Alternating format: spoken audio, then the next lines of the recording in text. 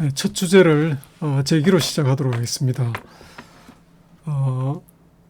이 제기라는 게 컴퓨터 과학에서 가장 자주 여러분들이 만나게 되고 중요한 주제 중에 하나입니다. 그래서 이 제기로 클래스를 시작하는 것에 대해서 좀 이견이 있기는 있었지만은 이게 워낙 중요하고 여러분들이 집중력이 있을 때 첫 시간에 이걸 이야기를 하는 게 효과적이다는 판단을 해서 제기로 첫 시간을 시작하도록 하겠습니다. 제기 알고리즘이라는 것은 자신과 성격은 똑같지만 자기보다 크기만 작은 알고리즘들이 자기 안에 포함되어 있는 알고리즘을 이야기합니다. 그래서 이 관계 중심의 사고방식을 기르는데 굉장히 중요한 도구가 되고요. 이 제기적 사고에 익숙해지면 여러분들이 복잡한 문제도 간명하게 볼 수 있게 해줍니다. 여러분들이 조금 이따가 예를 들 텐데 고등학교에서 배운 수열이라든지 그 다음에 역시 조금 이따가 나올 탐색 배열에서 어떤 숫자를 찾는 거, 그 다음에 n개의 숫자를 크기 순으로 줄 세우는 정렬, 이런 주제에서 제기가 아주 유용하게 사용됩니다. 이게 제기라는 게 아주 잘 쓰면 큰 덕이 되고요. 그 다음에 잘못 쓰면 아주 치명적입니다.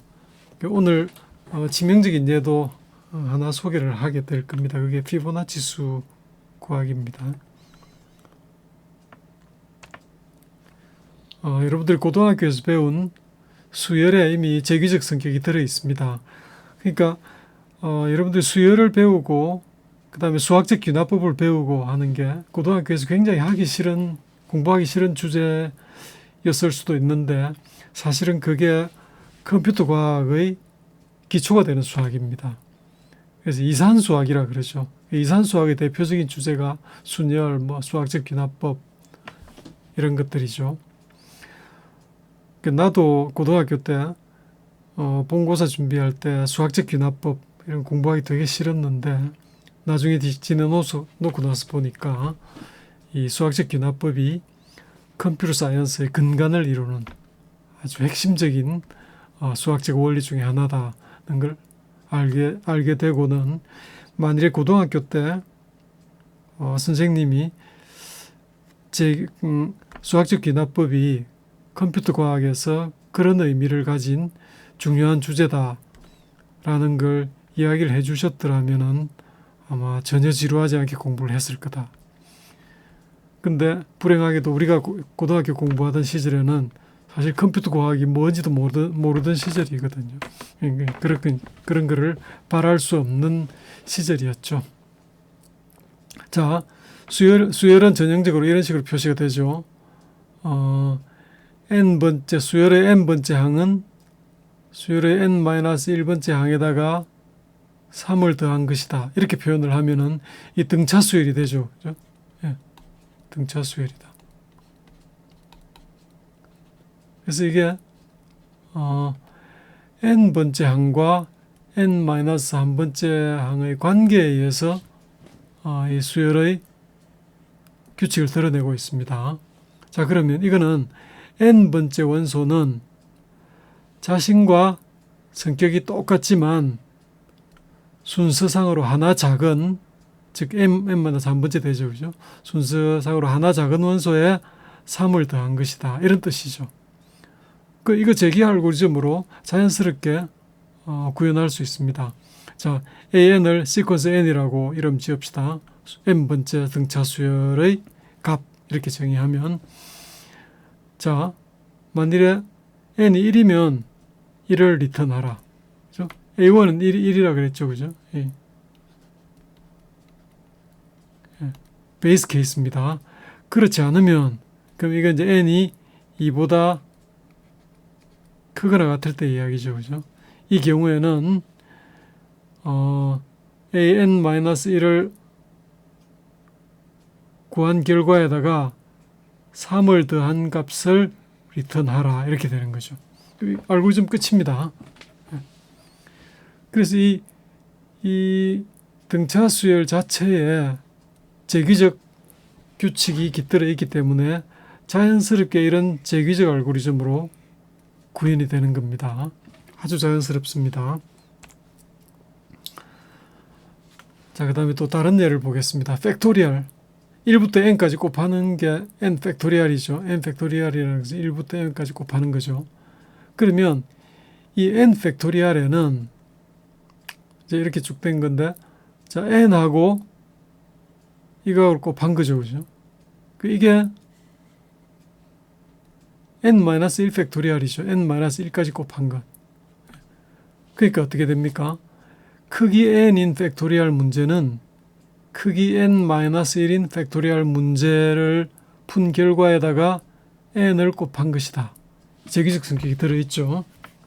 그래서 팩토리얼 n은 n이 0일 때는 베이스 케이스로 1이 되고, 그렇지 않은 경우 n이 1보다 크거나 같은 경우에는 n에다가 팩토리얼 n-1을 곱하면 된다.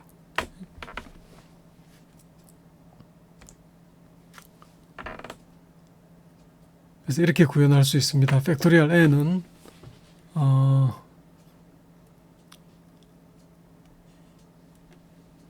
자, 요 이제 팩토리얼 결과를 담는 temporal variable입니다. 우선 1로 놓고 2부터 n까지 돌리면서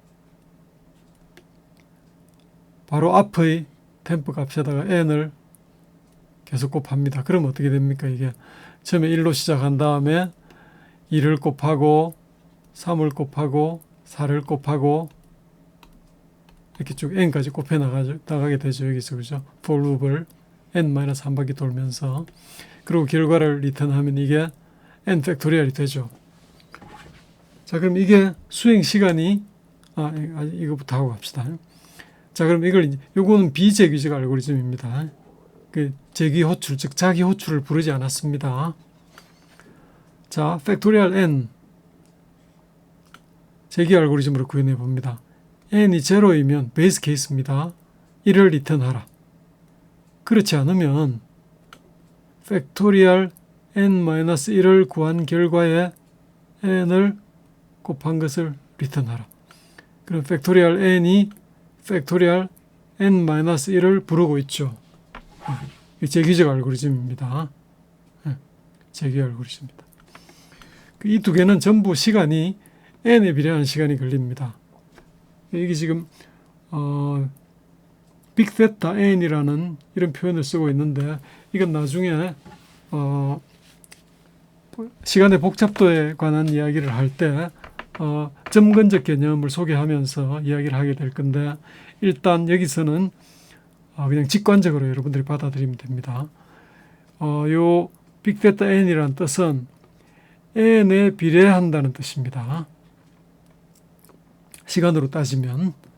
그 다음에 빅 ON이란 말이 나오면 이건 기껏해야 n에 비례한다는 말입니다. 그 다음에 빅 오메가 n이 나오면 적어도 n에 비례한다는 뜻이 됩니다. 그래서 요 n이라는 시간의 축이 있으면은 빅테타 n은 요 n이라는 축 위에 있다는 겁니다. 그 다음에 빅 오메가 n은 여기에 있다는 거고요. 그 다음에 빅 ON은 여기에 있다는 겁니다. n을 포함해서 그 이하, n을 포함해서 그 이상, 그 다음에 요 빅데이터 n은 요 n에 비례한다는 뜻입니다. 일단 이렇게 직관적으로 알아두고, 그러면 이제 이 팩토리얼 경우에는 비제기적 알고리즘이나 제기적 알고리즘이나 다 n에 비례하는 시간이 든다. 그런 뜻입니다.